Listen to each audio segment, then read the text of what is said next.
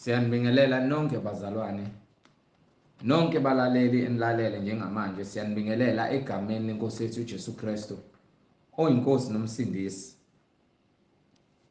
Sizovula ngomkhuleko. Baba, egameni leNkosi yethu uJesu Kristu, siyakubonga uNkulunkulu onamandla, wena odala izulu nomhlaba, wena oyinkosi yamakhosi. Siyakubonga Moya Ngcwele ngalesikhathi samanje osiphe sona, sisanomphefumulo ngaphakathi kweimpilo zethu, ngaphakathi kwemizimba yethu. Sithinte Nkosi, masilingcwelise igama lakho namanje. Wena uyinkosi yamakhosi, wena uNkulunkulu ophilayo, akekho ofana nawe, akekho futhi ongalinganisa nawe. Sithi intando yakho mayenziwe empilweni zethu. Sithi izwi lakho Nkosi malisebenze ngaphakathi kwendlebe zethu nasemphefumulweni yethu njengamanje sisazolizwa. Kube yilona babeliphulukisa yonke imoya ephambene necebo lakho ngomuntu. Size siyenze intando yakho, silingcwelise igama lakho ngoba wena ungaphezulu kwakho konke. Siholake njengamanje Nkosi, usilondoloze Moya Ngcwele, sikwazi ukuthi sizwe izwi lakho, sinqobe yonke imisebenzi yenyama esiholele ekudukisweni na yonke impakamo ngaphakathi kwenhliziyo zethu, ngoba wena Nkosi izwi lakho kuphela elingakwazi ukuphulukisa yonke imoya ephambene necebo lakho. Siyayithoba phambi kobuso bakho Nkosi. Sithi thatha udumo namanje. Siyakubonga wena manje naphakade. Amen. Angihambi-ke bazalwane ngedwa njengenjwayelo. Ngizocela abazalwane basheshise bathatha amabhayibheli abo. Bonke abanamabhayibheli bawakhiphe. Bonke abanamabhayibheli emafonini basheshe bavule ama-app abo ukuze sizoba nokuqonda. Masifunda sonke sibe nokuqonda ukuthi masithi siyakholwa, ikuphi lokho esikholelwa kukhona. Iyona yiphi indlela umuntu okholwayo, okholelwa uJesu Kristu njengenkosi nomsindisi, iyona yiphi indlela efanele ahambe ngayo, ayiphathe ngayo. Hallelujah. Angihambi ngedwa-ke njengenjwayelo, ngihamba nomfowethu la. Mhlengi, over to you brother. Amen. Siyabingelela bazalwane egameni likaJesu Kristu, oyinkosi nomsindisi. Amen. Ongumqali nomphelelisi, ongumsunguli nosiphetho salencwadi esiphilayo nalencwadi esiphila ngayo. Silokhu sithula ubufakazi ukuthi uNkulunkulu munye, akanayo umphelezeli, akanayo umhlangabezi. uNkulunkulu ozimele owakhe izulu nomhlaba ngamandla akhe. uNkulunkulu ongafune sizo, konke ukuphelelisile. Wakhile ngezinsuku eziwu-6 umhlaba nakho konke okuphakathi. Waqeda waphumula ngosuku lwesikhombisa, walibusisa ukuthi malube ngcwele. Kepha-ke abantu baliphula usiko lokugcina usuku lokuthi isabatha libe ngcwele. Abantu sebezenzela umathanda, baphambanisa nezinsuku, baphambanisa nesivumelwano sikaNkulunkulu, benza inkanuko zabo. Ngokuba yini abantu abafuni ukulalela. Sanikwa umusa neqiniso ukuthi ke siphile ngaphansi komusa, siqhubeke nokuthi sikholwe kuyo indodana eyathunywa, kwakuyiyona yona yodwa eyatholakala uNkulunkulu. Amen. Ukuze sisindise. Yona yafike yasishiya nesiphiwo sikaMoya Ngcwele ukuze sikwazi ukuthi thina manje singasakhulunyelwa abafundisi uNkulunkulu, kodwa sikwazi ukuthi sizikhulumele thina kuNkulunkulu, usicele intethelelo kuye, akwazi ukusithethelela aphinde asinike nesiphiwo sikaMoya Ngcwele. Siyambonga uNkulunkulu ngabaprofethi bakhe abashiya nezwi, nayebanikile izwi ayikhuluma ababekhuluma izwi ababelithatha uNkulunkulu bekhuza okhokho bethu ukuthi abayeke ukwenza izinto ezisinengiso phambi kaNkulunkulu eziphambene nemiyalo kaNkulunkulu, okukhonza izithombe, okuhlabela amadimoni, okuphinga, ukubulala, ukuntshontsha, uqamba amanga, abafana abalalana bodwa. Kuningi abantu abakwenzile bephula umyalo kaNkulunkulu, bephula isabatha, benza ubuqili, bahlulela ngendlela engalungile, bekhetha ubuso babantu. Kepha kuNkulunkulu akukho ukukhetha ubuso bamuntu, sonke siyafana kuye. So uma urongi uzokwahlulelwa ngomsebenzi yakho. Laba abakhulu bayokwahlulelwa ngobukhulu babo, laba abancane bayokwahlulelwa ngobuncane babo. Sibonge uJesu Kristu, indodana kaNkulunkulu, ayethumile ehleli kuyona ukuthi yenze umsebenzi ayewuthumile ukuthi yenze. Eyafike yanika abapostoli imfundiso engcwele, yabashiya nemiyalo kanye nesiphiwo sikamoya engcwele, nabo bonke ababekholelwa kuye abasindiswa bazalwa ngokomoya, ngokuba okomoya kamoya noma okuzelwe ngokomoya kamoya, ukuze uzalwe kabusha. Uma sozelwe ngokwenyama, ukuze uzalwe kabusha ngokomoya, kufanele uvume uJesu Kristu njengenkosi nemsindisi, ukushiye konke okuphambene necebo likaNkulunkulu. Wena meseke uyabhabhadiswa ngaphansi kwamanzi kulo igama likaJesu Kristu. Sise lapho nje sifuna ukulungisa yona indaba yombhabhadiso, ngokuba abantu bacabanga ukuthi ukuphakamisa izandla emasontweni nokukhetha inkosi njengenkosi nomsindisi, kodwa bengazange bayenze usiko lakhona uJesu Kristu asiyalela ukuthi ke silenze kuphelele. Kodwa ke before siqale kufanele sibheke, sibuye sishone le emumva ngeTestament endala ukuthi okhokho bethu babhabhatiswa kanjani bona ngaphansi kukaMose. Bese siyabuya sizobheka ukuthi ngeNew Testament babhabhatiswa kanjani ngaphansi kwesandla sikaJohane uMbhabhadisi kuya kuJesu Kristu kuze kuyophuma kubapostoli. Ngokuba konke kubhalwe phansi eBhayibhelini, uma uzazi wena ukuthi awenzanga lokho okubhalwe phansi eBhayibhelini, futhi ukumelwe wena uphinde ubhabhadiswe kabusha ngendlela efanele. Uma ungasakhumbuli, kumele ukuthi ubhabhadiswe, especially abantu futhi abasonto emaromeni babhabhadisa ngendlela erong, bafafazwa ngamanzi ebusweni kuthiwa sebebhabhadisiwe. Abanye babhabhadiswe egameni likayise, egameni lendodana, egameni kaMoya Engcwele. Kodwa lokho akukho umuntu wabhabhadiswa kanjalo eBhayibhelini. So zonke lezo zinto sifuna ukuzibheka ukuze sikwazi ukuthi siziqondise ngokwembhalo, ngokuba baningi abanentshisekelo yokusindiswa kodwa ke abaphelelisiwe ngenxa yokuthi khona izinto ezishodayo ekumele bazenze ngohlelo lakhona. Ngiphe incwadi yaseKorinte sibheke ngesikhathi uNkulunkulu ekhipha abantwana bakwa-Israyeli eGibhithe ngaphansi kwesandla sikaMose, wabavulela ulwandle ngamandla akhe, watshela uMose ukuthi akakhombe ngentonga noma ngodondola eliphethe.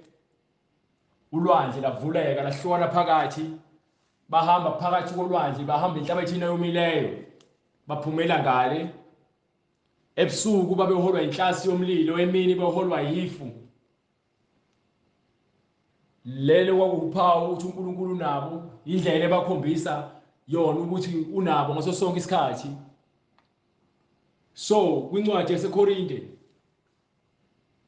sahluko 10 uzoqala from verse 1 sizwe ukuthi ihamba kanjani. Incwadi yokuqala kwabaseKorinte, Incwadi yokuqala kwaseKorinte. Lalela, kufanele uvule iBhayibheli lakho uhambe nathi ukuze uzoba khona ukuqonda kukho konke esikhuluma ngakho. Ungahambi nathi ungaliphethe iBhayibheli ngokuba uzoduka. Ukuduka kwakho kuzokwenza ukuthi ungabi nakho ukuqonda, kanti thina inhloso ukuvula ukuqonda ngalo iBhayibheli asifuni ukukhuluma imicabango nendlela esizizwa ngayo, kodwa ke ukuthi thina sisize wena ukuthi ube sekukhanyeni, uthole ukugezwa ngesigezo samanzi ngezwi, ukuze kube khona intethelelo kukho konke okwenzile. Uma ukuthi usuphendukile noma ufuna ukuphenduka ukuze wena upheleliswe, fanele udlule kulosiko lokuthi ungene emanzini. Kodwa ngaphambi kwakho konke fanele uqale ukuze incwadi. Ingakho sithi ke vula iBhayibheli lakho uhambe nathi. Amen. Incwadi yokuqala kwabaseKorinte isahluko seshumi kwivesi lokuqala. 1 Corinthians chapter 10 verse 1.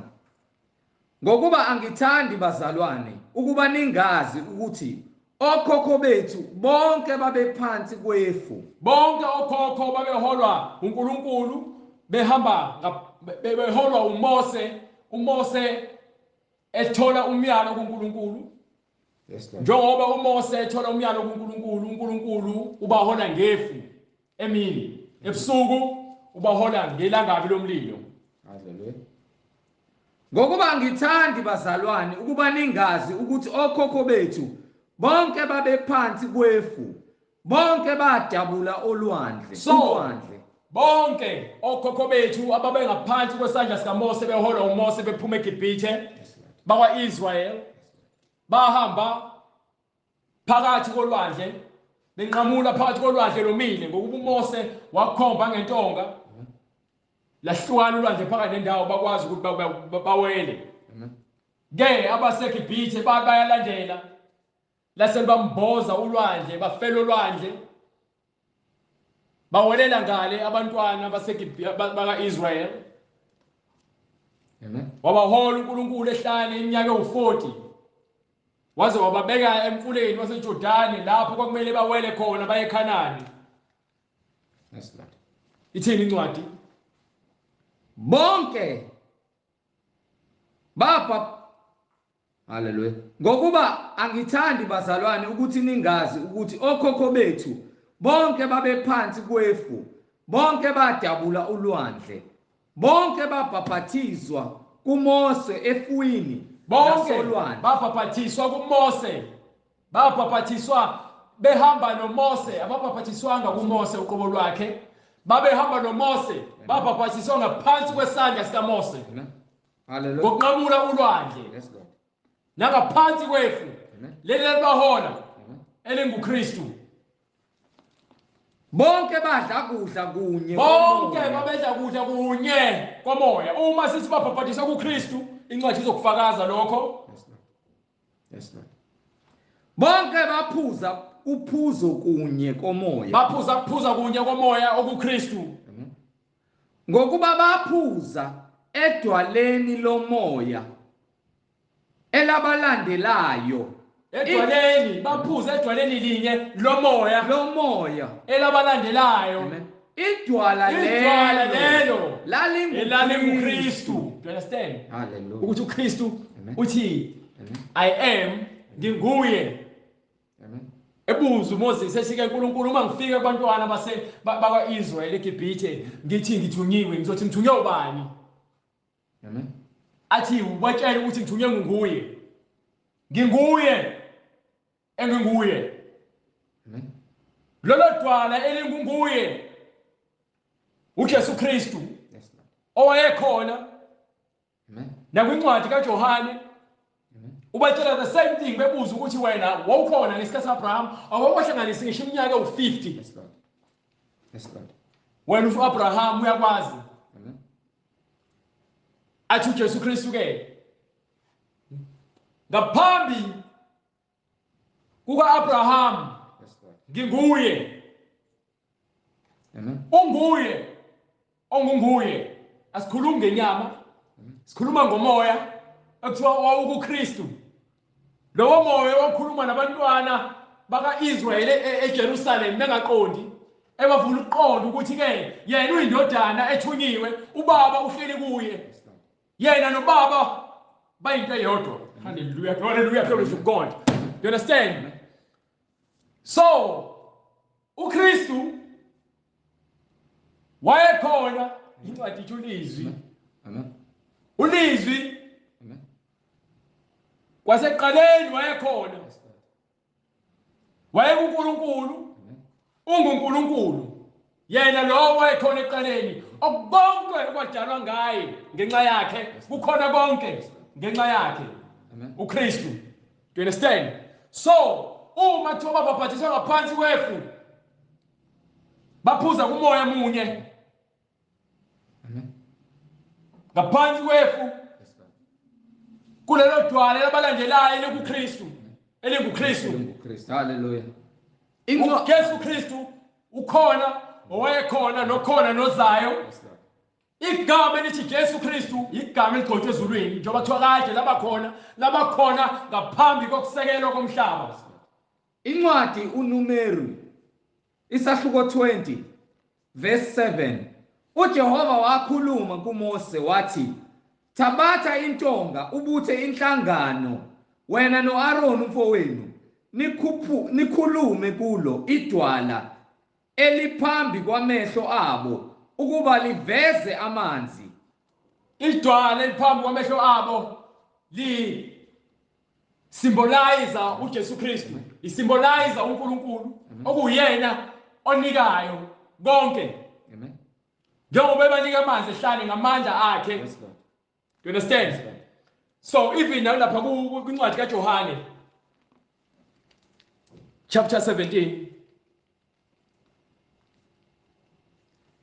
Incwadi ngokukaJohane isahluko 17 ungiphe lapha kuverse 3 iverse lesithathu ukuphila okuphakade yilokhu ukuba bazi wena Nkulunkulu wedwa oqinisileyo nomthumileyo uJesu Kristu.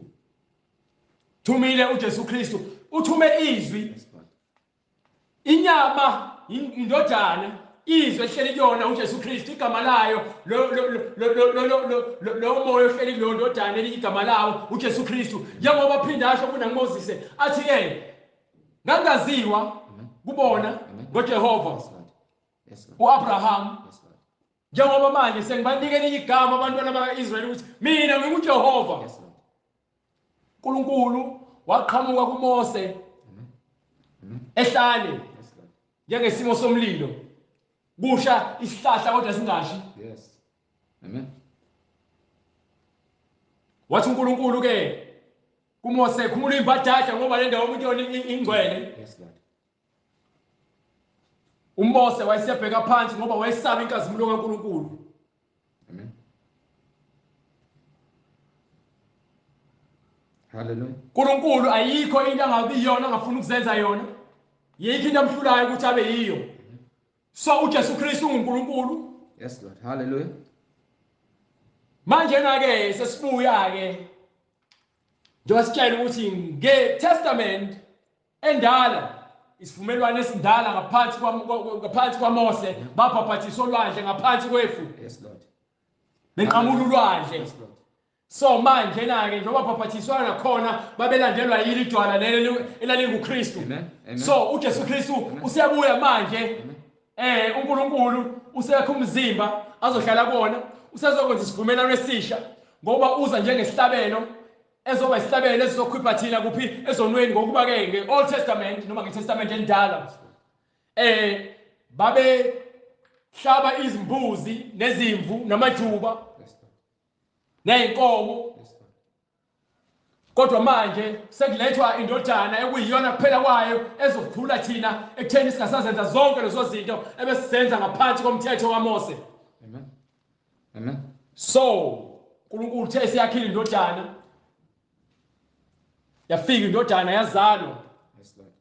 Theme sizele indodana yaseke hambe kwincwadi kaJohane yaMateyu chapter 3 from verse 15. Johane umbhaphathisi umile ehlane uyamemeza. Uyena othunyiwe kuqala ukuthi ke azovula indlela. Amen. Lozayo uyena ozogcwalisa konke. Amen.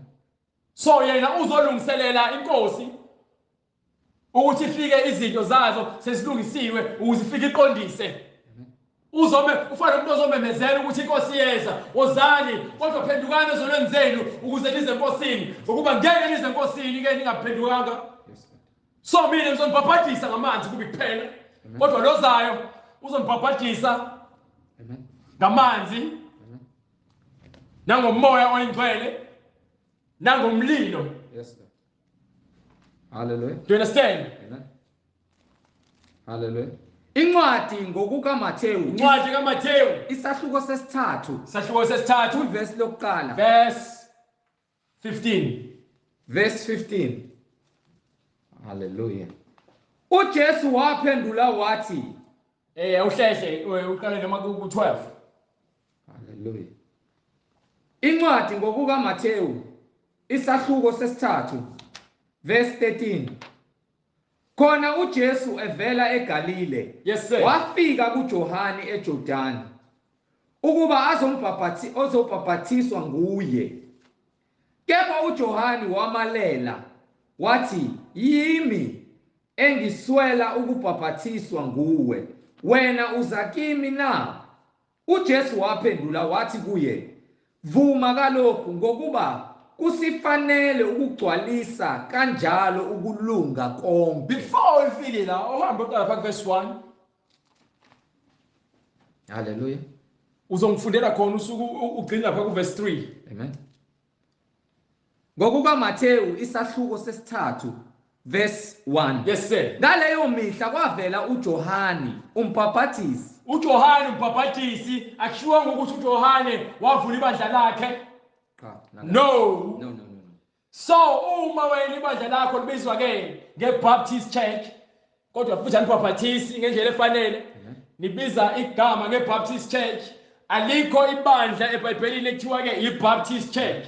So loyo mfeketho leyo inkolo eqanjwe umuntu, igama eqanjwe umuntu ethi ke inkolo yakhe loyo ukuthi igama lebandla lakhe iBaptist Church. Akukaze kushiwe eBhayibhelini ukuthi ke asiqambe ibandla ngokuthi yini iBaptist Church. No. uJohane umbhabhadisi kuphela lapho.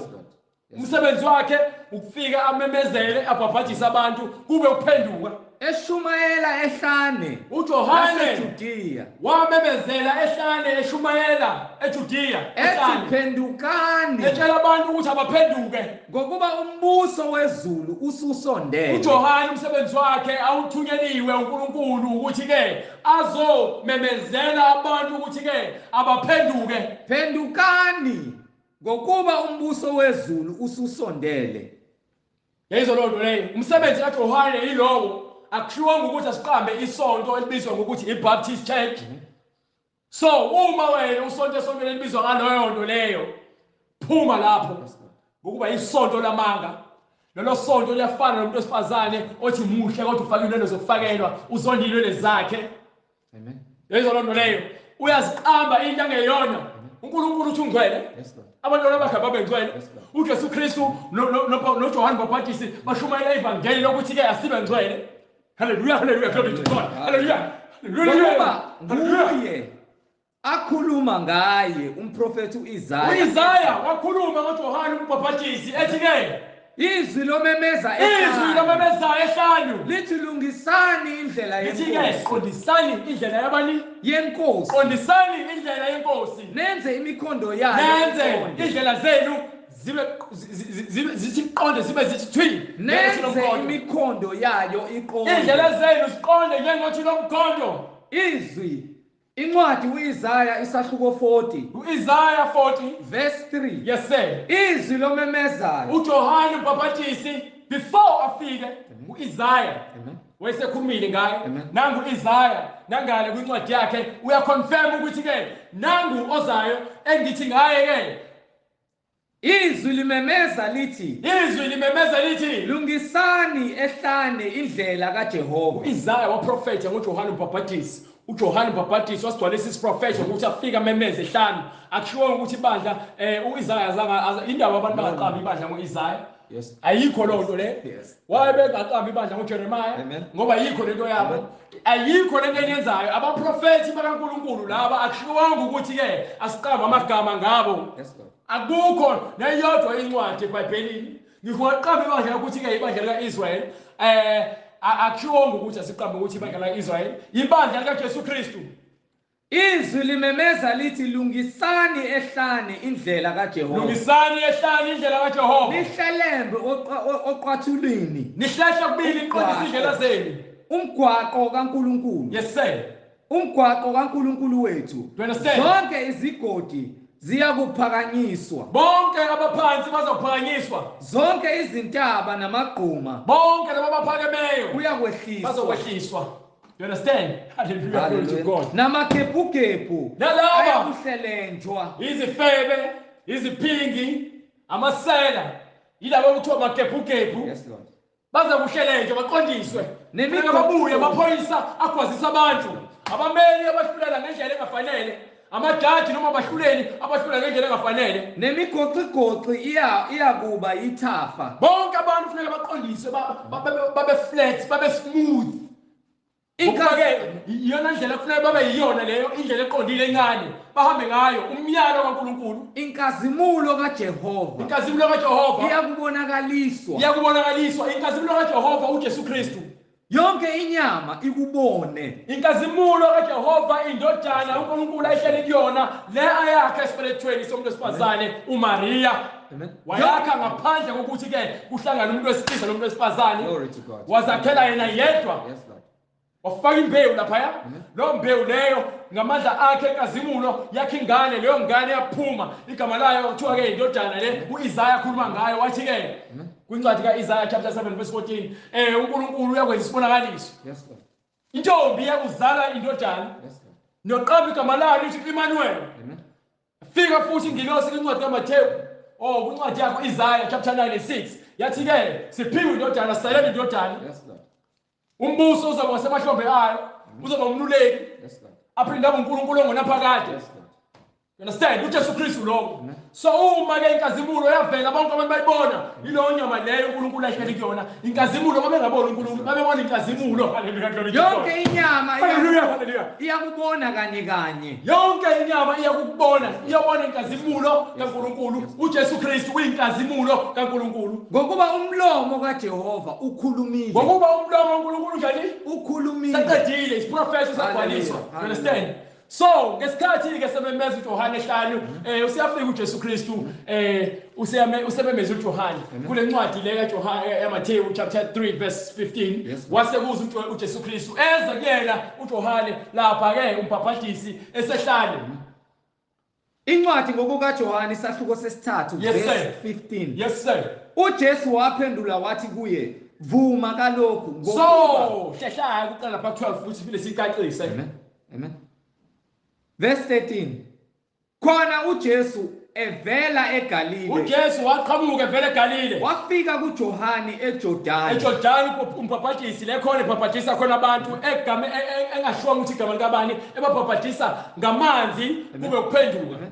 Ukuba azobhaphathiswa nguye. Yes sir. Kepha uJohane walela wathi yimi engiswela ukubhaphathiswa nguwe. Yes sir. Wena uza kimi. So uJohane useyazi ukuthi ke ozayo itathulo zakhe ngeke ngikwazi ukuziqaqa uyena lo okuzonibhaphathisa ngesiphiwo sikaMoya Oyingcwele. So uma esembona eza usethi ke akufanele ngabe mina ngibhaphathisa wena kodwa wena ufuna ukubhaphathisa mina ngokuba ke bazi izinto zikaMoya. uMoya ukhulumile kuJohane. uJohane usiyambona lo ekumele umgcobe ngokuba ngokuzobhaphathisa wehlela isiphiwo sikaMoya Oyingcwele kuyena uzogcotshwa. uJesu waphendula wathi kuye vuma kalokhu ngokuba kusifanele ukugcwalisa kanjani kalokhu ukuze senze lento ngendlela efanele ukulunga konke ukuze konke kulungiswe kwenziwe ngendlela eqondile uzosishiyela isibonelo sokuthi sonke thina esifuna ukusindiswa kufanele senze the same thing njengaye. Khona wayesemvumela. So uJohane umbhaphathisi wavumela uJesu Kristu. uJesu esebhaphathisiwe uJesu wathi esebhaphathisiwe wangena ngaphansi kwamanzi wambhaphathisa ngaphansi kwamanzi akushiwonga ukuthi wambhaphathisa kuliphi igama kodwa kuthiwa ke wathi esevuka ngaphansi kwamanzi masinyane wakhuphuka masinyane emanzini wasekhuphuka masinyane emanzini bheka bheka-ke izulu lavuleka wasekuvuleka yini izulu emva lavuleka kwalokho kwenzakalani wabona umoya kaNkulunkulu lalela lithi incwadi uJesu Kristu Amen. wabhaphathiswa Amen. masinyane wakhuphuka emanzini Yes, Lord. kwasekuvuleka izulu Yes, Lord. kwasekubonakala isimo sikamoya oyingcwele wehla umoya oyingcwele njengesimo sejuba Yes, Lord. akwehlanga ijuba wabona umoya kaNkulunkulu ehla Wabona nini? njengejuba umoya kaNkulunkulu umoya kaNkulunkulu awubona wehla akabonanga ijuba lento lena abantu basemaromini abayenzayo badwebe ijuba eliphethe uhlamvu emlomeni lindiza bethi ke umwena moya engcwele bayandukisa balahlekile ubuhlathi lokho ngokuba ke uNkulunkulu kusho kahle kamhlophe lo nto leyo ukuthi singakhonzi lutho olungaphansi komhlaba noma ongaphezulu ezulwini noma ongizayo noma okusemanzini okudwetshiwe noma okubaziwe singakhonzi nokodwa ngokuba uNkulunkulu akahlali emathempelini enziwe ngezandla engazenzeli umfanekiso singazenzeli imfanekiso. You understand? Manje na-ke uma wena sowudweba ijuba ngoba kwathiwa umoya wehla njengesimo sejuba akushiwanga ukuthi kwehla ijuba uthathe lapho ukuthi udweba ijuba uthi umoya ingcwele uthathe lapho ukuthi udweba isithombe uthi-ke leso sithombe uJesu Kristu umuntu onamehlo ablue nenwele ezimhlophe omhlophe ubani othi uJesu Kristu umlungu ubani wathi uJesu Kristu umlungu ubani wathi uNkulunkulu ikhehle elimhlophe elenwele ezimhlophe elinamehlo blue emva kwalo kunesithombe selanga ubani lo onifundisa loyo nto ngokuba nidukile nilahlekile ingakho lenza zonke lezi zinto lezi eziphambene nokulunga thiwa-ke singazenzeli imfanekiso singadwebi singakhi lutho umoya uNkulunkulu uthi incwadi-ke incwadi kaJohane chapter 4 verse 24 sibatshela ukuthi uNkulunkulu uyini. Hallelujah. Incwadi ngokukaJohane isahluko. Lalela vula iBhayibheli lakho uzokutshela iBhayibheli ukuthi ithini. Incwadi ngokukaJohane isahluko sesine verse 24. Yes. uNkulunkulu ungumoya. uNkulunkulu yini? Ungumoya. No uNkulunkulu inyama. uNkulunkulu ungumoya. No uNkulunkulu isithombe. uNkulunkulu ungumoya. No uNkulunkulu isithombe sibaziwe. uNkulunkulu ungumoya. No uNkulunkulu ijuba. uNkulunkulu ungumoya. Lalela lento eniyenzayo. uNkulunkulu uyisithixo. uNkulunkulu ungumoya. uNkulunkulu ungumoya. Lento eniyenzayo nina nidukisa abantu. Abantu basebaromini nabanye amasonto ayenza loo nto le anesithombe silengayo ejongeni ethiwa-ke sibaziwe kuthiwa uJesu Kristu leke sibambaneni akuyena uJesu Kristu lowo. uNkulunkulu ungumoya. Do you understand? Kusho indodana yakhe itshela thina ukuthi uNkulunkulu ungumoya yona inyama akuyena uNkulunkulu indodana kusho igama lithi indodana ozelwe yena yedwa uzelwe yena yedwa. uNkulunkulu akazalwa. uNkulunkulu yena yakhe lendodana. uNkulunkulu uhleli kule ndodana. uNkulunkulu akafi indodana iyafa. Hallelujah, glory to God. You understand? uNkulunkulu ungumoya. Hallelujah. abakhuleka kuye bafanele ukukhuleka ngomoya nangeqiniso. Why walubheka isithombe ejongeni uthandaza kusona ushaya isiphambano esiphongweni nasesifubeni nasemahlombe? Why ukwenza lokho? Uthathelaphi? Kukuphi leBhayibhelini khona kuthiwa sikwenze? Ubani othe akuthandazwe kuMaria? Ubani? Sifuna ukuthi-ke nisitshele nisikhombise leBhayibhelini ngoba phela sonke sifunda iBhayibheli elifanayo. Nishumela into engayazi, nifundisa into engayazi, niyavuma nani? Nifundisa kunabantu ethiwa ama-scholars bakuyela esikoleni ukuba bafundisi bezofundisa into engekho imfishi. Bafundisa umlando, bafundisa iBhayibheli njengenganekwane. Ingakho ingabhabhadiswa. Ithi incwadi uJesu Kristu wabhabhadiswa. Incwadi ngokukaJohane isahluko sesine verse 21. uJesu wathi kuye, sifazane kholwa yimi. Umuntu kufuneka akholwe ubani? uKristu. Yes Lord. Wathi kholwa yimi sifazane. Amen. Nina nikholwa ningakwaziyo. Thina sikholwa sikwaziyo. Yes Lord. Isikhathi siyeza elisikhathi sona manje. Yes Lord. Lapho amen. Nina nikhuleka kweningakwaziyo. Yes sir. Thina sikhuleka kwesikwaziyo. Ngokuba insindiso ivela kubaJuda. Insindiso ukusindiswa kuvela kubani? kubaJuda. Bathi kanjani pho thina sibizelani pho ukuthi sivela kubaJuda? Kodwa isikhathi siyeza Insindiso ivela kubaJuda, baphathiswa izwi bona bokuqala baphathiswa izwi. Kodwa manje ngokuba baphuma ezweni kwasethiwa kuzobizwa bonke abantu. Yayizona nto leyo. sesikhona namanje. So manje leso sikhathi sekubizwa bonke abantu. Akusakhethiwe ngoba akusayiwa eJerusalem, akusayiwa entabeni.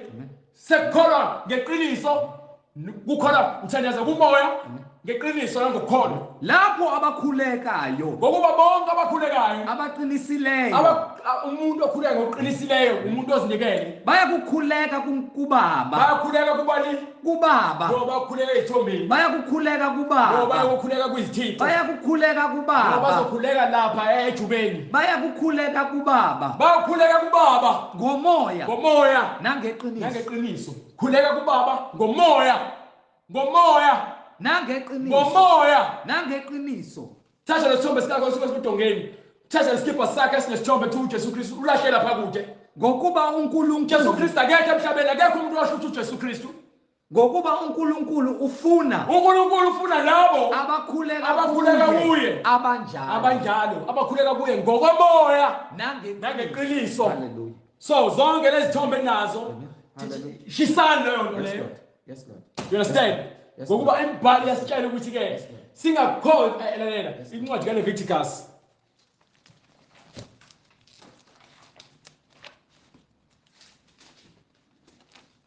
Hallelujah. Hambe kwincwadi kaExodus chapter 20. Funa sicacise ngembhalo. Hallelujah. Siyakhipha yonke lento le khona. Chapter 20 uzoqalela nje ungifune lapha ku verse 4. No, starting from verse 2. Incwadi Starting from verse 1. uExodus, Yes sir. isahluko 20, Yebo. verse lokuqala. Yes, sir. uNkulunkulu wakhuluma onke lawa mazwi. Nayo into ayikhuluma uNkulunkulu ayikhuluma kuMose. Yonke lento ayikhuluma kuMose ibhale phansi. Wathi, Incwadi Exodus chapter 20 from verse 1. NginguJehova uNkulunkulu UnguJehova wakho, uNkulunkulu wakho. owakukhipha ezweni laseGibhithe, Wakhipha ekuhluphekeni, indlu yobugqila. indlu yokuba isigqila nokuba isoni. NginguJehova uNkulunkulu wakho owakukhipha ezweni laseGibhithe, Yes sir. indlu yobugqila. Yebo. Ungabi nabanye onkulunkulu, Ungabi nabanye onkulunkulu ngaphandle kwabani? ungabi nabanye onkulunkulu ngaphandle kwami. So wena why unonkulunkulu abathathu une-Trinity? Ungabi nabanye onkulunkulu ngaphandle kwami. Ngokuba ke sikholwa kuNkulunkulu munye. Yes, Lord. Sibiza igama likaJesu Kristu, igama likaJesu Kristu uNkulunkulu. Yes, Lord. Sibiza umoya engcwele nomoya engcwele uNkulunkulu. Yes, Lord. Sibiza uNkulunkulu yena ubaba wethu osezulwini, njengoJesu Kristu osezulwini. Angithi Yes, Lord. uyena the same muntu, abekho uNkulunkulu abathathu ezulwini. NginguJehova Alikho uNkulunkulu ijubane wakho. ndodana noNkulunkulu nobaba ezulwini. Ayikho loo nto leyo. NginguJehova uNkulunkulu wakho. Uthi unguJehova uNkulunkulu, mlalela. Siprove ukuthi uNkulunkulu yedwa. Munye uNkulunkulu usho njalo ngithi before ubuyele la sikhuluma indaba yezithombe kwincwadi Deuteronomy chapter 32 verse 39. Funa nje ukukhombisa ukuthi akekho omunye eduze kwakhe. Akekho omunye eduze kwakhe. Incwadi uDeuteronomy isahluko Isihlalo sobukhosi sinye ezulwini.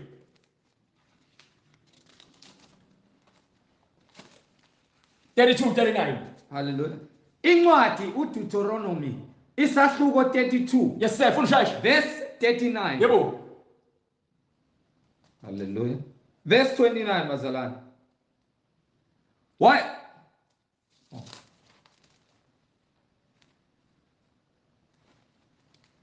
Hallelujah.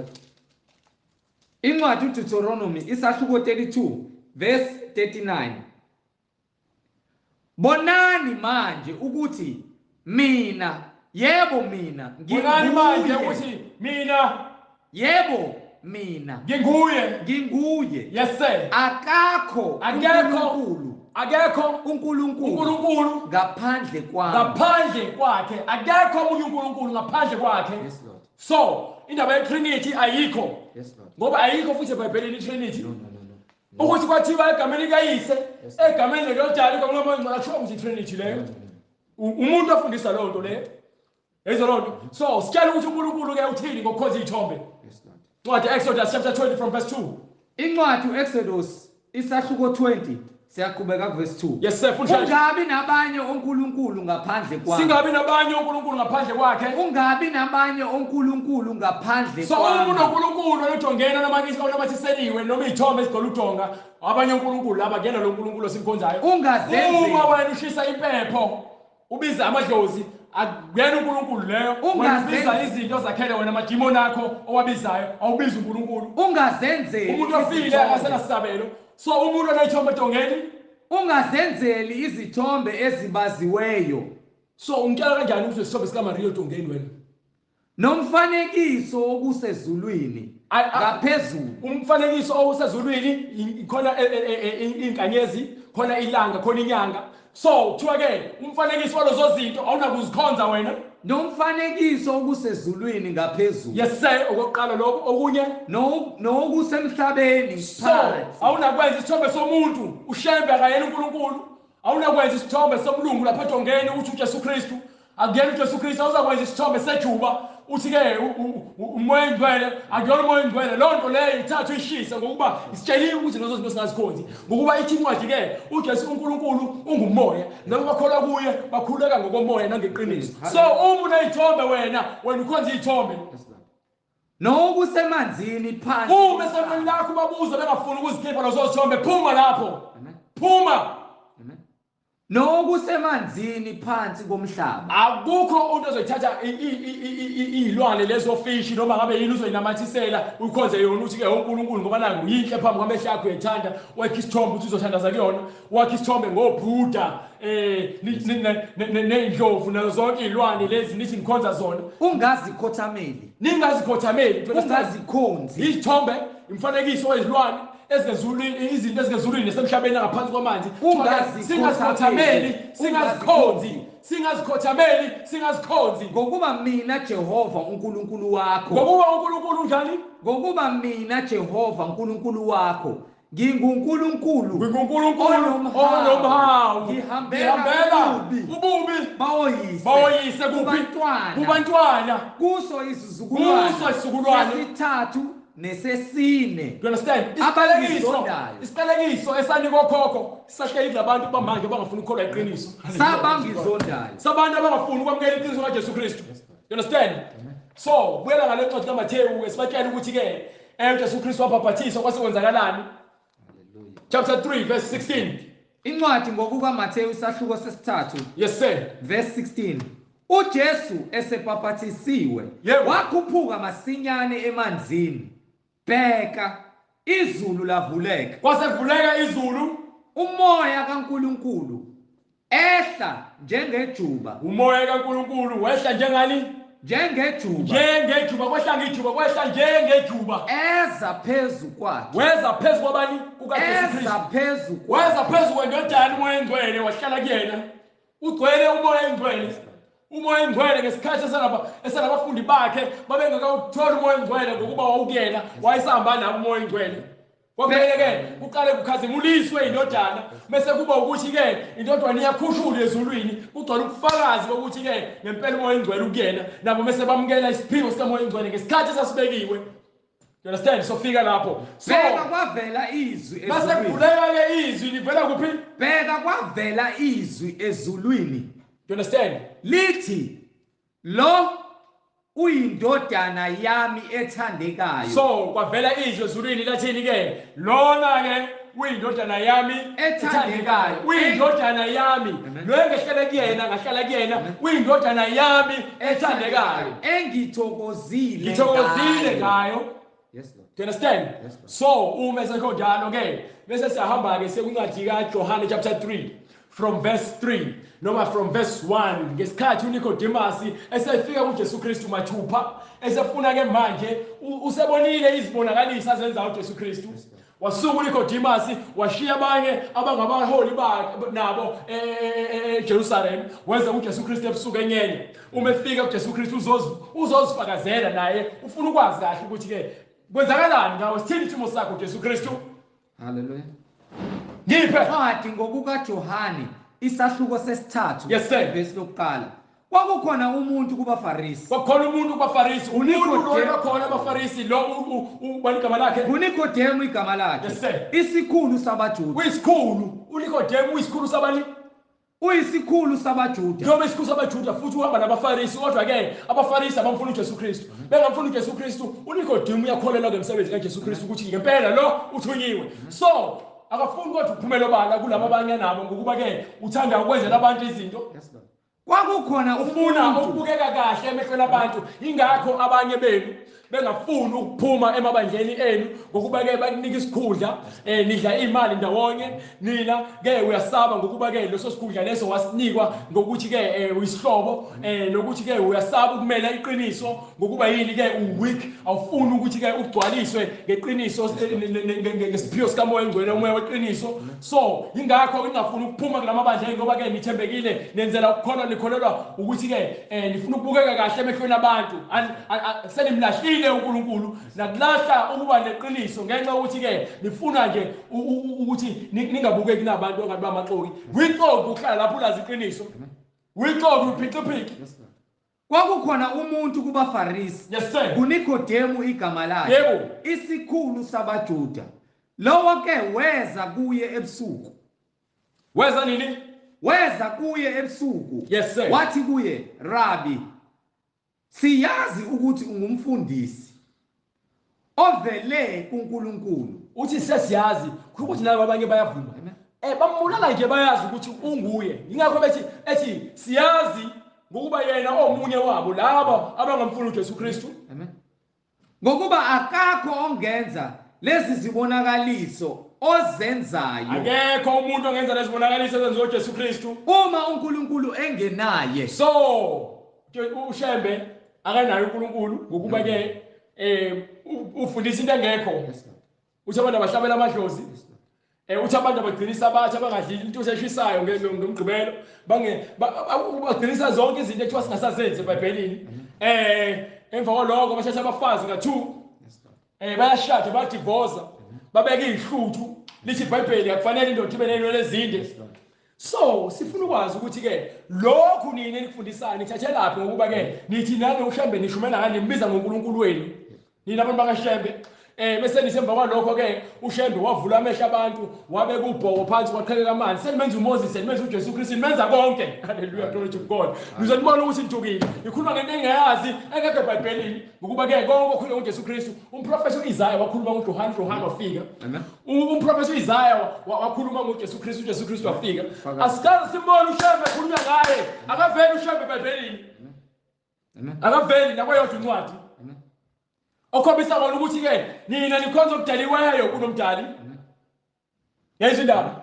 Lowo ke weza kuye ebusuku. So uNikodemu weza kuJesu Kristu ebusuku, wathi kuye, Rabi, siyazi ukuthi ungumfundisi. Siyazi ukuthi ungumfundisi ovela kuNkulunkulu. Yes, sir. Ngokuba akakho ongenza lezi zibonakaliso ozenzayo uma uNkulunkulu engenaye.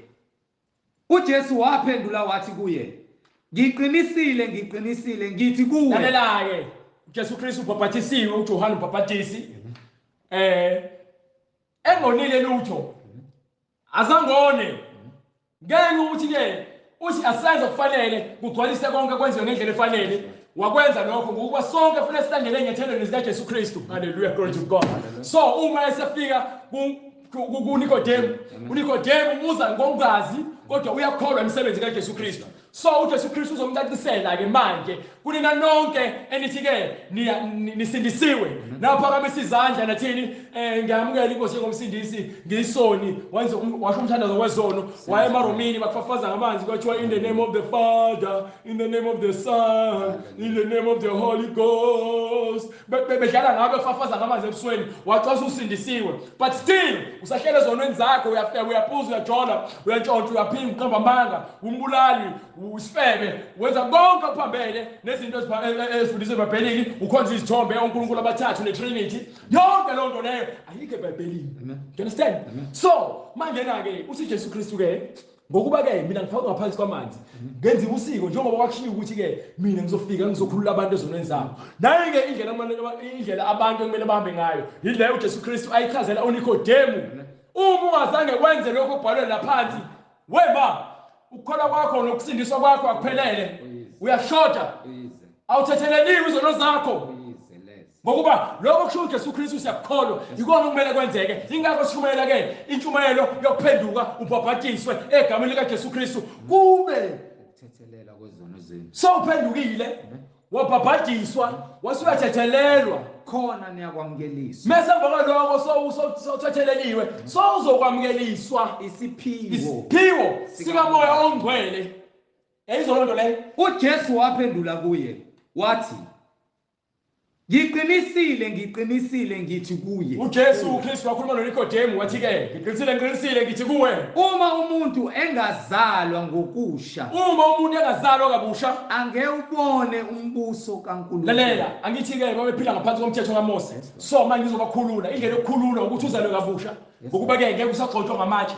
ngeke usalengiswe emthini ngeke usashiswa you understand manje sekumele uzalwe kabusha uphume ezonweni zakho uphenduke njengoba uJohane uMbhaphatisi wayememeza ehlanu ememeza ukuthi abantu abaphume endleleni zokungcola beze endleleni yokuqonda endleleni eklini baqondise imikhondo yabo ukuze-ke balungiselele uNkulunkulu ozayo njengoba namanje uJohane uJesu Kristu etshela umfarisi ngiqinisile ngithi kuwe uma umuntu engazalwa ngokusha angeke ubone umbuso hayi ukusha ukuthi ushiswe ngokusha ukuzalwa kabusha uma umuntu engazalwa kabusha angeke ubone umbuso kaNkulunkulu. Ngeke uze ubone umbuso kaNkulunkulu. uNikodemu wathi kuye umuntu angazalwa kanjani esemdala na? Yes sir. Engangene ngokwesibili esiswini sikanina azalwe na? No. Waphendula uJesu wathi ngiqinisile ngithi kuwe uma umuntu engazalwa ngamanzi nangomoya okhokho bethu banqamula phakathi kwamanzi phakathi kolwandle behamba ngaphansi kwefu so manje babecela edwaleni ukuthi kuphuma amanzi ehlane manje sekumele baphenduke ezonweni zabo ukuze baphenduke kufanele-ke bazalwe kabusha ngokwamanzi nangomoya njengoba noJesu Kristu uzelwe kabusha ungene emanzini nangomoya kwase kwehla umoya njengesimo sejuba. Glory to God. You understand? So wonke umuntu othi usindisiwe nomuntu othi ufuna ukusindiswa nomuntu ophendukayo fanele aphenduke abhabhathiswe ngaphansi kwamanzi egameni likaJesu Kristu akushiwo ukuthi sibhabhatiswe akekho kwashiwo ukuthi hambani nezizweni zonke nezabafundi nibabhabhathise egameni likayise egameni lendodana egameni kaMoya Oyingcwele ubani uyise? Yes Lord. Good question. Ubani indodana? Yes Lord. Good question. Ubani uMoya Oyingcwele? Hallelujah, glory to God. Hallelujah. You understand? Egameni. Hayi emagameni. Hallelujah. You understand? Hallelujah. So manje sifuna lelo gama lelo. Lelo gama lelo incwadi lelo ayifuna ukusikiza sesiyiqhalile lesifuna sichaze. Hallelujah. Sithe kwincwadi yabaseKorinte. Amen. Idwala elalibalela abalandelayo lelo dwala kwakunguKristu. Yes Lord. You understand? Kusho ukuthi uJesu Kristu uNkulunkulu. Yes Lord. uJesu Kristu uthandaza kumoya oyingcwele. Uthe uJesu Kristu kuntombazane ke uNkulunkulu ungumoya. Yes Lord. Abakhuleka kuye. Bakhuleka ngani? Ngokomoya. Nangeqiniso. You understand? Ukhuluma indodana, ikhuluma ngobaba. So igama elithi Jesu Kristu liqhamuka kuyena uNkulunkulu elodalile uzibiza ngalo njengoba ehleli kule ndodana ukuthi yena uJesu Kristu. So namanje na-ke uma ke uJohane uJesu Kristu ekhuluma noJohane noNikodemu. Hallelujah. Ukuthi kufanele umuntu abhabhathiswe. Amen. Aphenduke azalwe kabusha. Yes Lord.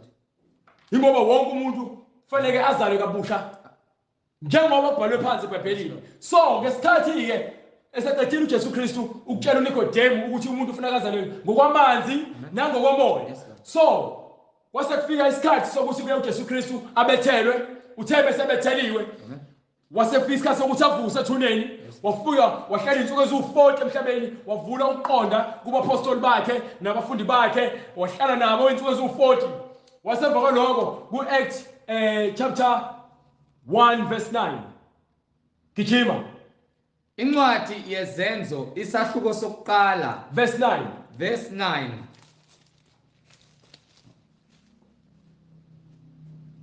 kwathi eseshilo lokho wathi eseqedile ukukhuluma nabo uJesu Kristu wakhushulwa bebuka wase yakhushula ngisho wona-ke lokho ukuthi-ke emva kokuthi esehlalile insuku nabo ezu-40 wavula ukuqonda wase yakhushulwa ifu lamsusa lalela-ke before sifike la njengoba ethathwa yifu kwincwadi kaLuka chapter 24 verse 46 incwadi kaLuka 24 verse 46 hallelujah fundishashe isikhathi esiyabaleka incwadi kaLuka isahluko 24 yes sir verse 26 uKristu ebengamelwe yini ukuhlupheka 46 lo incwadi ngokaLuka isahluko 24 verse 46 bazalwane wathi kubo kulotshiwe kanje so into ebhalwe phansi lena kubaprofethi bonke ukuthi uza kuhlupheka uKristu ukuthi uKristu ufuna ahlupheke avuke kwabafileyo bese vuka kwabafileyo ngosuku lwesithathu yes sir kushunyayelwe bese kushunyayelwa kuphi egameni bese kushunyayelwa kuphi egameni lakhe nekushunyayelwa egameni lakhe kubhabhathiswa egameni lakhe futhi yayizwa lonto leyo ukuphenduka kushunyayelwa egameni lakhe kuphinde kubhabhathiswe egameni lakhe ukuphenduka kube ngukuthethelelwa kwezono bese kuba yini kube ngukuthethelelwa kwezono ezizweni zonke akhiwa ukuthi isizwe sabaJuda kuthiwa ezizweni zonke kuqalwe eJerusalem qala eJerusalem so qhubeka futhi mina ke ningofakazi balezi zinto bhekani yes sir ngiyathumela kini isithembiso sikababa kepha hlalani emzini nize nimbathiswe amandla avela aqhamuka kuphi ezulwini do you understand manje na-ke uma esekhushulwa yena-ke kwincwadi yezenzo sesifuna incwadi yezenzo uqala chapter 1 verse 9 bese emva kwalokho siyahamba siya ku-Act 2:38 bese kuma ku-Act 2:38 siphinde siyogcwalisa futhi ngenye incwadi laphaya kwincwadi yayo incwadi yezenzo chapter 10 so hamba soyibheka lo ncwadi leyo bese siyahamba siya chapter 19 bese siyayivala-ke incwadi izenzo zabapostoli isahluko sokuqala yes sir verse 9 yes sir kwathi eseshilo lokho wakhushulwa bebuka ifu lamsusa emehlweni abo waseqedile ukukhuluma zonke lezi zinto kwasekwenzakalani kwathi eseshilo lokhu wakhushulwa bebuka ifu lamsusa emehlweni abo you understand amen so wakhushulwa wayezulwini angithi bathi besaqolozele ezulwini emuka bheka amadoda amabili ayemi kubo yes sir embethe izingubo ezimhlophe yebo athi madoda aseGalile madoda asezonayi limile liqolozele phezulu nimeleni libheke ezulwini na lo muntu lo limbonayo ekhushulwa uJesu lo osuswe kini enyuselwa ezulwini uyakuza kanjalo aphinde abuye njengalokho nimbonile eya ezulwini uzophinda ehle kanjalo right hamba ke incwadi ye-Act 2:38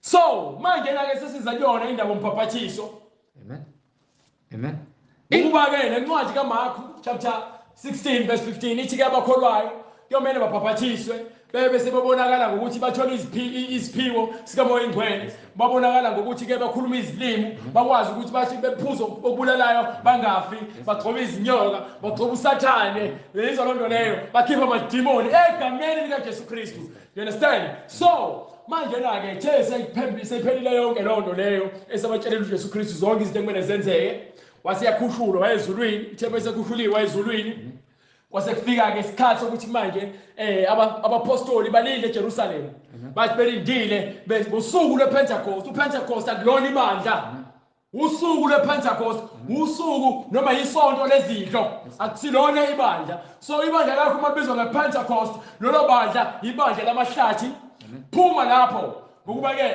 uNkulunkulu azange asho ukuze siqambe isonto ukuthi iPentecost nina niyazenzela izinto zenu enithanda ukuzenzela ngoba yini namakhanda aqinile inhliziyo zenu zilikhuni iy'ntamo zenu zilikhuni uma ngase nikholwe ubhalwe phansi uma nivuma ukusindiswa uNkulunkulu ebesenamukela anamukele athobe izinhliziyo zenu zithande yena yedwa nilandele yonke into ebhalwe phansi ngendlela ebhalwe ngayo phansi ningasenzeli intando yenu. So ngosuku lwePentecost bathi behlangene bemoya munye kwasekehla umoya oqhamuka ezulwini. Lo moya lo wagcwala kubona bonke wahlala ngamunye kwangathi isimo somlilo. Emva kwalokho base beqala bekhuluma ngezilimi njengokuba umoya wobapha ukuphimisela. Ilapho ke bamukela khona isiphiwo sikamoya engcwele eJerusalem. So njengoba bamukela isiphiwo sikamoya engcwele, so thiya sebekhuluma ngezilimi base bethu abanye abantu hayibo labantu laba kwenza njani ngabo base bethu abanye mhlawumbe badakwe iwayini elisha noma iwayini elimnandi. Wasesukuma uPetru wabashumayeza uPetru wabatshela ngoJesu Kristu nangakho konke wabagcwalisa ukuqonda nabo bafuna ukwamukela isiphiwo sikamoya engcwele ngenxa yokuthi bahlabeke enhliziyweni. Wayesethi ke ngesikhathi esishumayela uPetru esezovala base bekhala abantu baseJerusalem bathi ke madoda bazalwane sizokwenza njani na? uPetru wayesethi phendukani yilowo nalowo apapathiswe egameni likaJesu Kristu. Ulowo nalowo apapathiswe egameni likaJesu Kristu. kukho ukuthethelelwa kwezono zenu. Lalela igama lokupapatisa. Uma wena uthi upapatisiwe ungapapathiswanga egameni likaJesu Kristu awupapathiswanga. Kufanele upapathiswe egameni likaJesu Kristu. Kukho ukuthethelelwa kwezono ukuba kubhalwe kanjalo phansi. Kukho ukuthethelelwa kwezono zenu khona niyakwamukeliswa. Uyobe sewamukeliswa isiphiwo sikamoya engcwele. Haleluya. Isiphiwo sikamoya oyingcwele ngokuba isithembiso ngesenu nesabantwana benu. Ngokuba ke isithembiso ngesenu nesabantwana benu. Esabo bonke abakude bonke inkosi uNkulunkulu wethu eyakubabiza. Yes sir. Wafakaza nangamanye amazwi amaningi. Yes sir. Wabayala wathi zisindiseni kulesizukulwane esiphambeneyo. Sisho njalo siphumalile amabandla enu aphambeneyo. So ngesikhathi esebagcwalisile wabayala kwasekwenzakalani? No bamba leya ncwadi ngokuba ke ngalosuku kwabaphathiswa abantu. Yes Lord.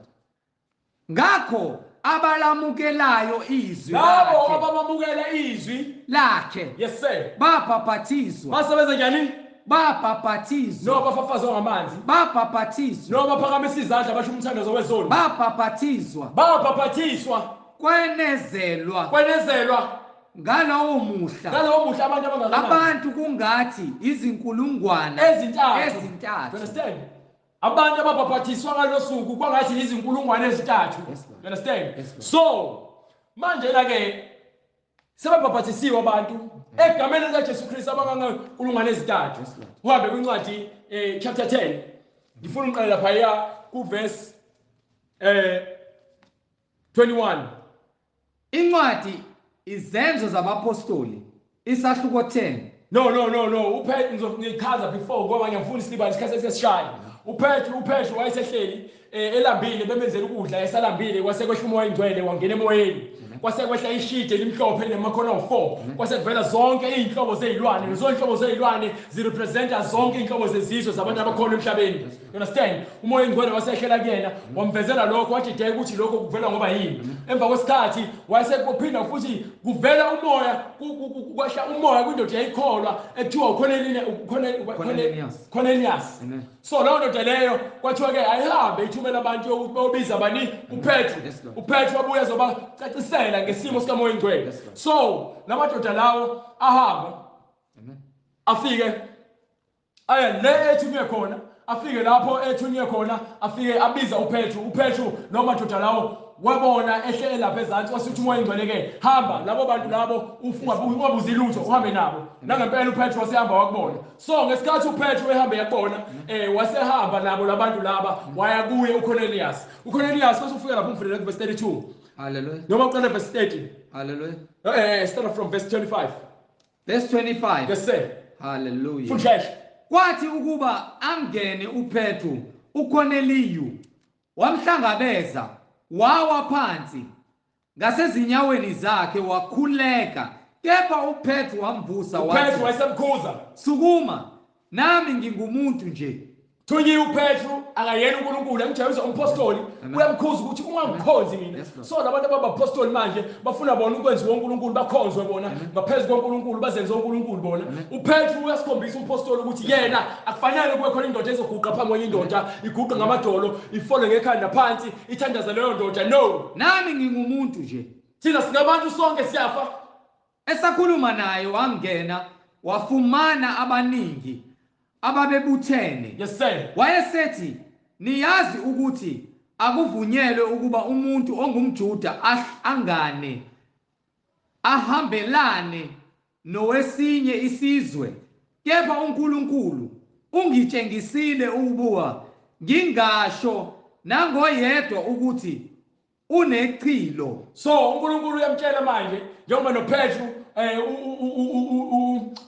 uSawulu umpostoli Paul naye wathi uzoshumayela ke ivangeli lokuphenduka kubantu bezizwe. Labo abanye abapostoli bazoshumayela kuphi ke kubantu ke baseJerusalem. So uma ke uPetru kufika isibonakaliso kuyena uye lokuqala ukhombisa ngesibonelo ohambe ukushumayela kubantu abangabona bakaJuda. You understand? So ingakho ebatshela lento ukuthi ke ukhuziwe ngesikhathi kuthiwa ke akahlabadle. Kwathiwa ke ngingasho nangoyedwa ukuthi unechilo. Ungasho ukuthi umuntu unechilo nokuthi ungcolile. iGospel eyawo wonke umuntu. Gospel eyomlungu ekhaladi eyombulali esipebe eyomahosha esigebengu eyomqambi manga eyabo bonke abantu kufanele baphenduke ezonweni zabo babuyele kuNkulunkulu. Ngakho lokhu ngibiziwe. So ubiziwe ukuthi eze khona la ngizile ngingalanga. Yes sir. Ngakho ke sengiyakubuza ukuthi ningibizelani na? uKhoneliyu wathi ngezinsuku ezine ezidlule nangehora bengenza umkhuleko wehora lesishagalolunye endlini yami. Bheka indoda eyembethe ingubo ekhazimulayo yema phambi kwami yathi, Khoneliyu, kuzwakele ukukhuleka kwakho nokwabela kwakho abampofu izipho. Kukhunjuliwe phambi kukaNkulunkulu. Yebo. Wasethini ke indoda yathi thumela abantu eJoppa bayolanda ke uPetru. Base behamba lo bantu bayolanda uPetru. So manje ke ufunda pha verse 37. Amen. Oqala from verse 36. Yes Lord.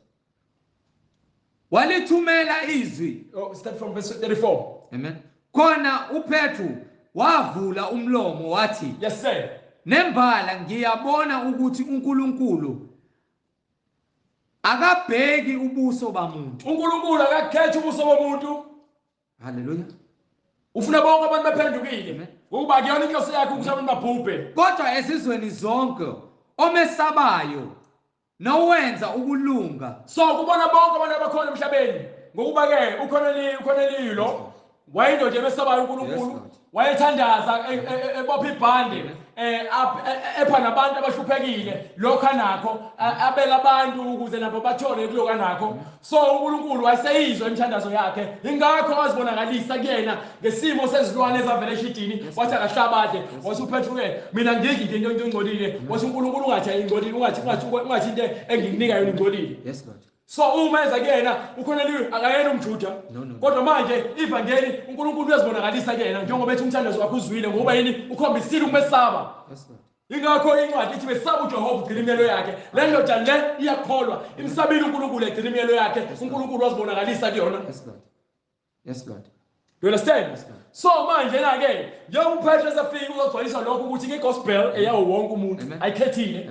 So wonke umuntu ufanele ukuphenduka eze kuJesu Kristu azophila ngokukholwa ahambe ngendlela yobungcwele. Amen. Indlela yeqiniso nokuphila okuphakade. Amen. Amen. uNkulunkulu akabheki ubuso bomuntu. Yes sir. Kodwa ezizweni zonke omesabayo nowenza ukulunga uyamukela kuye. Yes sir. Walithumela izwi kubantwana bakwaIsrayeli. Wathumela izwi kubantwana bakaIsrayeli. Ingakho uJesu Kristu ethi ke insindiso ivela kubaJuda. Yes Lord. Yes Lord. Ngoba uNkulunkulu waqala wathumela izwi kubantwana bakwa-Israyeli before athi izwi alishunyelelwe umhlaba wonke wayesebanikile abantwana bakwa-Israyeli ukuthi-ke mababe sibonele ukuthi izwi lenkosi liphathwa kanjani. eshumayela ivangeli lokuthula Yezwa Lord. ngaye uJesu Kristu Kushunyelwa ivangeli lani? lokuthula. Akulona ivangeli lamanga leli. Yes Lord. Akulona ivangeli lokwenza imali leli. Yes, Lord. Akulona ivangeli lokuba isigwili leli. Yes, Lord. Akulona ivangeli lokuba isiqhwaga leli. Lokuthula Ivangeli lokuthula leli liletha ukuthula. ngaye uJesu Kristu. Lithuna liletha izwi likuJesu Kristu. Yes, Lord. uJesu Kristu ungulizwi. Yes Lord. Yena oyinkosi yabo You bonke. understand? Jesu Kristu inkosi yabani? Yabo bonke. Hallelujah, glory to God. Abantu understand lapho ukuthi ke iBhayibheli yonke into layibalansisa. Ungayikhuluma ngomlomo kodwa ke somewhere in the scriptures engikushilo kuzofika egcwaliseke. Ngokuba ke kukhona phansi angikhuluma uqonda kwami. Ngikhuluma into engiyithathe phansi engimbulala uNkulunkulu ukuthi ke le kufanele ngikhulume. Angikhulumi ukwazi kwami, angikhulumi ukuhlakanipha kwami. Lokhu uNkulunkulu angibhula kumina ilokho engiyakhuluma. Washo kanjalo ubhalakhe esho kubhayelami bethumile abafundi bakhe ethi ke abazomlanda waqala ke uMikhaya bethumile uAhabe bethi akolanda wathi isebenzi sika Ahabe ke abaprofeti bonke bakhuluma izwi linye nawe ufuna ukukhuluma njengabo wathi ke hey lokhu uNkulunkulu akunike kona yiloko engizakhuluma. Yezwa lonto le wathi ke ubhalakhe esho kubhalamu noma ke akanginika isiliva negolide angeke ngize ngiphume ngakwesokunxele noma ngakwesokudla ngiyokukhuluma izwi likaNkulunkulu njengoba linjalo. So uNkulunkulu abusisile angikwazi ukuqalekisa. You understand? Amandla kaNkulunkulu bese kuphumekele emlomeni wakhe sekuphelelile. Amen. Hallelujah. Yes sir. Walithumela izwi kubantwana bakwa-Israyeli eshumayela ivangeli lokuthula. Yes sir. Ngaye uJesu Kristu yena oyinkosi yabo bonke. Inkosi yabo bonke. Niyalazi izwi elamenyezelwa eJudiya lonke. Yes sir. Liqala eGalile. Lamemezelwa kuphi izwi? eJudiya lonke. Liqalile eGalile. Emva kokubhabhathiswa okushunyayelwayo izwi elamemezelwa kuphi? eJudiya lonke. eJudiya. Liqalile eJordani eJudiya. Amen. Kuze Galile lalishunyayezwa bani? uJohane uMbhaphatisi. Yes Lord. Amen. Ememeza ehlanu. Amen. Introducer yona le gospel le. Amen. Lokuthi uNkulunkulu wamgcoba. uNkulunkulu wagcoba ke uJesu Kristu. uJesu waseNazaretha. Wagcoba uJesu Kristu uNkulunkulu. Ngomoya ongcwele. Ngomoya njani? Ongcwele. You understand? Nangamandla. Owahamba enza umusa ephulukisa bonke ababesemandleni kaSathane. Yayizwa lonto le? Amen. Abantu abasemandleni kaSathane abantu bonke abenza izinto eziphambene nomyalo kaNkulunkulu, nemiyalelo kaNkulunkulu, nentando kaNkulunkulu. Yes Lord. Baba lo uSathane abademoni. Amen.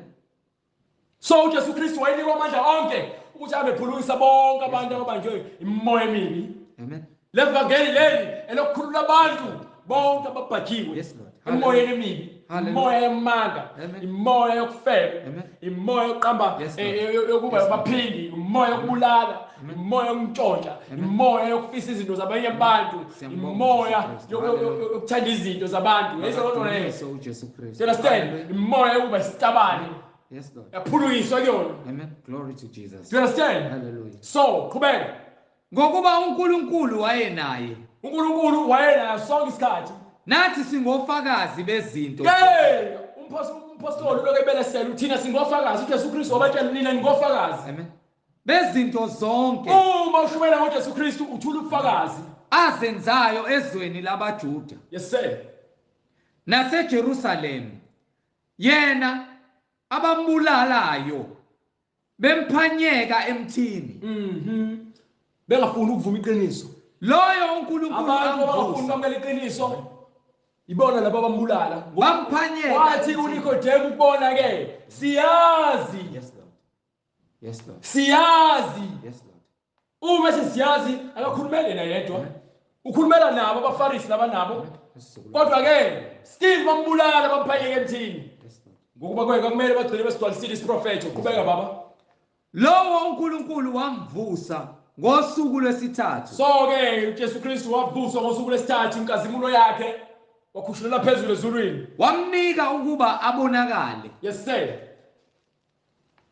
kungekubantu bonke kodwa kithina esingofakazi Yes sir. ababekhethwe nguNkulunkulu ngaphambili esasidla siphuza naye Base bekhethwe uNkulunkulu ngaphambili uJesu Kristu ufika usezobakhomba yababusha nje sebevele bakhonjile ukuthi ibona labo bazobofakazi. esasidla siphuza naye emva kokuvuka kwakhe kwabafileyo So ngesikhathi evuka ehlala 40 days wehle nabo edla nabo ephuza nabo ebavula ukuqonda ngembhalo ebaxhumanisela imbhalo njengoba nami imbhalo ngiyixhumanisa nje uJesu Kristu le nto ayenza kubona ilento le esengiyibona mina manje engikwazi ukuthi ngichaze kubantu abangaboni ngokuba ke wayevula ukuqonda kufanele uvuleke ukuqonda ukuze ukholwe kuKristu ngoba ngeke uze ukholwe kuKristu ungenakho ukuqonda ngokuba uzophuma ungena esonweni ungazi ukuthi wena ke ukusindiswa yini ungazi ukuthi yini isipho sikamoya engcwele ungazi yini ukuthi yini ukubhaphathizwa. You understand? wasiyala ukuba sishumayele kubantu So wayesebanika umyalelo ukuthi le gospel hambani ayishumayele kubantu babizele bonke uphendukeni nithule lobufakazi elibonile sifakaze ukuthi nguye omiswe nguNkulunkulu ukuba abe ngumahluleli wabaphilayo nabafileyo. Thank you Lord. Yes sir. Ngaye bonke abaprofeti bafakaza ukuthi ngegama lakhe bonke abakholwayo abantu abaprofeti bafakaza ngoshembe. Ngaye bonke abaprofeti bafakaza ukuthi ngegama lakhe bonke abakholwa nguye Abakholwa nguJesu Kristu hayi ushembe. bayakwamukela. uNkulunkulu wamisa yena. uNkulunkulu munye. Akamisanga amadodana awu2 ushembe noJesu. Wamisa uJesu Kristu. Yes Lord. So sikholwa uJesu Kristu. Ngokuba konke imbhalo nabaprofeti bakhuluma ngoJesu Kristu. Hallelujah. You understand? Ngokuba incwadi kaJohane chapter 5 verse 39 before uqhubeke la. Hallelujah. 5:39. Johane 5:39. Johane 5. Yes sir. Hallelujah. Incwadi ngokuka Johane isahluko sesihlanu verse 39. Hamshesh. Thank you Lord. Hallelujah. Nihlola imibhalo Nihlola imbhalo ngokuba nithi kuyo, ninokuphila phakathi kuyo. Yonke imbhalo Iyona efakaza ngabo. ifakaza ngaye yonke imbhalo ifakaza ngoJesu Kristu. Bonke abaprofeti bafakaza ngoJesu Kristu. Yonke imbhalo ifakaza ngoJesu Kristu ayifakaza ngoshembe. Kuyela ngane uqedele. Njengoba bethi bonke abaprofeti bafakaza ngaye. Sikholelwa yilokho. Ngaye bonke abaprofeti bafakaza ukuthi ngegama lakhe bonke abakholwa nguye bayakwamukela ukuthethelelwa kwezono. Yes sir. Kwathi uPetru esekhuluma lawo mazwi umoya ongcwele wehlela phezu kwabo bonke Ababekhona ababelizwa izwi. abakholwa izwi umoya engcwele wehlela kubona. Hallelujah, glory to God. You understand? Abokusoka abakholwayo ababefikile noPetru bamangala kakhulu Bamangaliswa yini? ngokuba isiphiwo sikamoya ongcwele Seshele kubantu bezizwe. sitheliwe naphezu kwabezizwe. Hallelujah, glory to God. Hallelujah, hallelujah. Hallelujah. Hallelujah, hallelujah. Hallelujah, hallelujah. Hallelujah. Hallelujah, hallelujah. Hallelujah. Hallelujah. Hallelujah, glory to God. Hallelujah. Hallelujah, hallelujah, hallelujah. Hallelujah, hallelujah. Hallelujah, hallelujah. Hallelujah, glory to God. You understand? Hallelujah. Hallelujah. Hallelujah, hallelujah.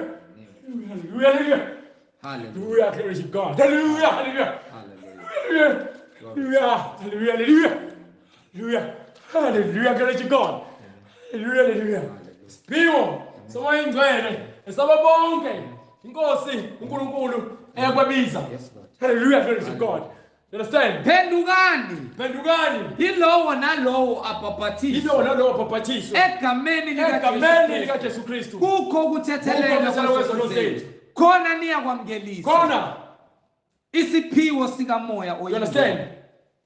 ngokuba isithembiso ukuba lesithembiso ngesenu nesabantwana benu. so awuqedele incwadi lena ukuthi ke njengoba ke noma wathela kubona bese uyaqeda lapha bese kuchapter 19 esisiyavala. Amen. Kwathi uPetru esekhuluma lawo mazwi umoya ongcwele wehlela phezulu kwabo bonke. Yes sir. Ababeliza izwi abokusoka abakholwayo abebefike noPetru. Yes sir. Bamangala kakhulu ngokuba isiphiwo sikamoya oyingcwele sitheliwe naphezulu kwabezizwe ngokuba babezwa bekhuluma ngezilimi betusa uNkulunkulu. Khona uPetru waphendula wathi, ukhona yini ongala namazwi ukuba bangabhaphathiswa? No ongala nani? Ongalwa namanzi. Ongala namanzi akuthiwa ukuthi ongala nekuphakamisa izandla. Ongala namanzi. Kanake umuntu angene ngaphansi kwamanzi ukuze nabantu babhaphathiswe ngoba ke umoya ingcwele wehlele kubona ukuba bangabhaphathiswa laba. Yes sir. Abamukela umoya ongcwele njengathi na. Wayeseyala ukuba babhaphathiswe egameni lenkosi. Abantu babhaphathiswa kuphi?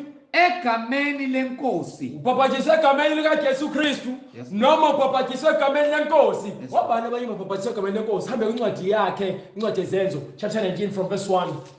Zuthu indlela zokubhaphathisa ezibhalwe phansi. Igama likaJesu Kristu. Amen.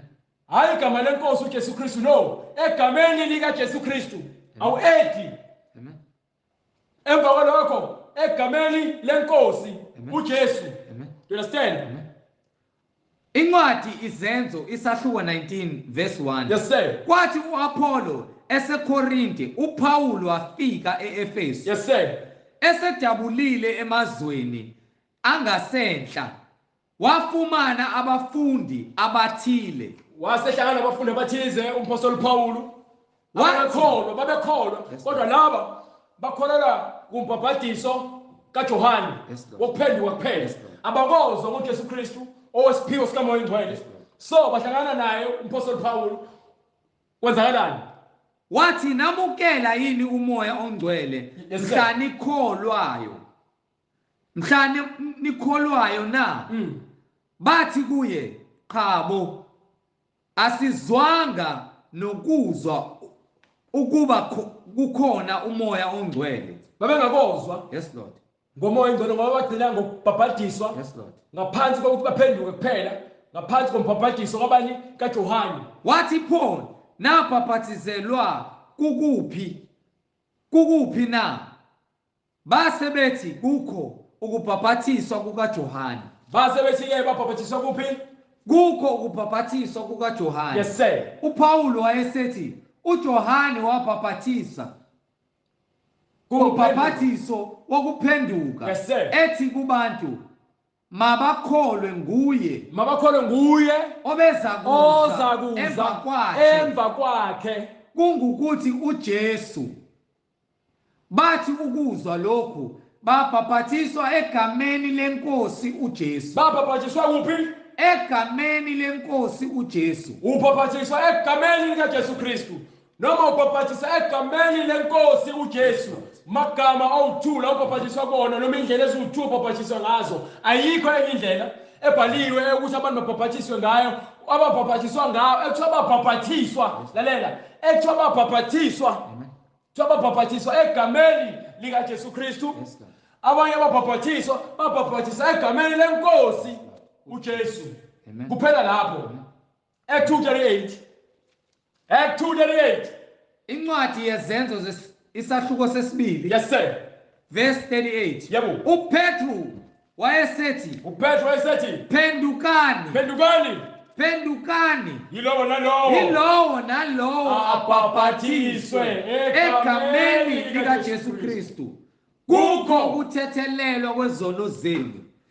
Khona niyakwamukeliswa isiphiwo sikamoya oyingcwele ngokuba isithembiso ngesenu nesabantwana benu esabo bonke abakude abakude bonke inkosi uNkulunkulu wethu eyakubabiza. Alright, namanje ke siyambonga uNkulunkulu Hallelujah. ngokuthi sibiziwe. Hallelujah. Uma wena ungabhaphathiswanga ngale ndlela ebhalwe phansi kodwa uthi usindisiwe njalo ngesikhathi ngokuba thina sikholwa ukubhalwe phansi asikholelwa yiloko esikuzwa ngabafundisi benu laba abayizinja ezingakwazi ukukhonkotha abanganakwazi abafuna ukwenza izinto ngokuqonda kwabo nangeenkanuko zabo banibhaphathisa banifafaze ngamanzi baniphakamisa izandla banishisa ama-sinners prayer banikhohlisa banilahlekisa incwadi yezambulo chapter 22 verse 18 ukuze sinigqalisele ukuthi akekho umuntu onokuzenzela intando yakhe ngeBhayibheli, akekho noyedwa. Wonke umuntu ufuneka ahambe ngento ebhalwe phansi eBhayibhelini.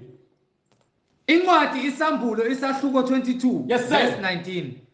Futhi uma ekhona osusa utho, uma khona umuntu osusayo kulento ebhalwe phansi eBhayibhelini, encwadi yalesi siprofethi, yes sir, uNkulunkulu uyakususa isabelo sakhe emthini wokuphila. So uma wena wenziwe ubhaphathiswe ngamagama lawa noma ngendlela engekho eBhayibhelini, lo kubhaphathisa kanjalo uphuciwe isabelo sakhe kule ncwadi yesiprofetho, and nawe awukho kule ncwadi le ngenxa ukuthi lezi izinto ngendlela ephambene ngemfundiso yabantu namadimoni nasemzini ongcwele ngeke azangene endlini emzini ongcwele nakulokhu okulotshiwe nawe ngeke uzungene ngemzini ongcwele ngoba angeni lutho ongcolile. So uma wenza izinto ngendlela ephambene nendlela ebhalwe ngayo phansi eBhayibhelini, wena ngeke uze ungene emzini ongcwele. Ofakaza ngalezi zinto uthi yebo ngiyeza masinyane. Amen. Yes sir. Woza Nkosi uJesu. Woza Nkosi ubani? Woza Nkosi uJesu. Amen. Amen. Woza Nkosi Jesu. So uyothi-ke uma usunembuzo mayelana neBhayibheli noma ufuna ukubhaphathiswa uyobe sewusithinta. Yes Lord. Usithinte. Yes Lord. Inamba uzoyishiya uBright nayo yonke imininingwane. Baba, egameni leNkosi yethu Jesu Kristu, uNkulunkulu onamandla, siyakubonga Baba ukuthi izwi lakho liza ngawo wonke amandla okuphulukisa bonke Baba abathambisa inhliziyo zakho, abakulambele, abalidingayo izwi lakho eliphilisayo, liphulukisa yonke imoya. Siyakubonga Nkosi uJesu kuba izwi lakho liqondile, linamandla okuphulukisa yonke imoya, liwukukhanya. Makube iloyo naloyo Baba uvula inhliziyo yakhe, wena ungene, bavume babhaphathiswe sebesithathile isinqumo enhlizweni zabo, bengaphakamisanga izandla Nkosi, kodwa bafeze konke kumele kufezeke njengokusho kwaMbhaphathisi uJohane ukuthi konke kumele kufezeke. Amazwi eNkosi yethu uJesu Kristu esowakhulumile ukuthi vuma konke kumele kufezeke. Nathi ke Baba asinakho ukwenza intando yethu, kodwa konke sithobela izwi lakho Baba ukuthi mayenzeke intando yakho emhlabeni njengasezulwini. Kubantu bakho umhlaba wonkani belalele wena ufeza umbhalo manje naphakade. Amen. Amen. Bazalwane, inamba ne-email nezinye iziningwane. Amen. Amen. Bazalwane, inamba ngiyayishiya, sheshisa ipeni, ngiyathemba usuliphethe. Inamba ithi 066 566 9245. Bhala phansi dadewethu nawe mfowethu. 066 566 9245. I-email address ithi izwilenkosi.ujesukristu@gmail.com. izwilenkosi.ujesukristu@gmail.com. Siyatholakala na YouTube. Mufuna ukusendela abanye abantu, ungafuni umosha idatha yakho ngoba siyazi ukuthi idatha, haleluya. Izwi lenkosi uJesu Kristu ku YouTube, sendela abanye abantu ilink, nawe ushareishe, usubscribe, ufollowishe. Izwi lenkosi uJesu Kristu. Izwi lenkosi uJesu Kristu. Bazalwane, siyatholakala na ku Instagram, laba abano Instagram. Izwi lenkosi uJesu Kristu. Ufollowishe izwi lenkosi uJesu Kristu. uJesu Kristu inkosi nomsindisi empilweni zethu manje naphakade. Amen. Amen. Sibonge bazalwane, umusa wenkosi nothando. Siphinde futhi sibonane ngokuzayo uma inkosi ivumile.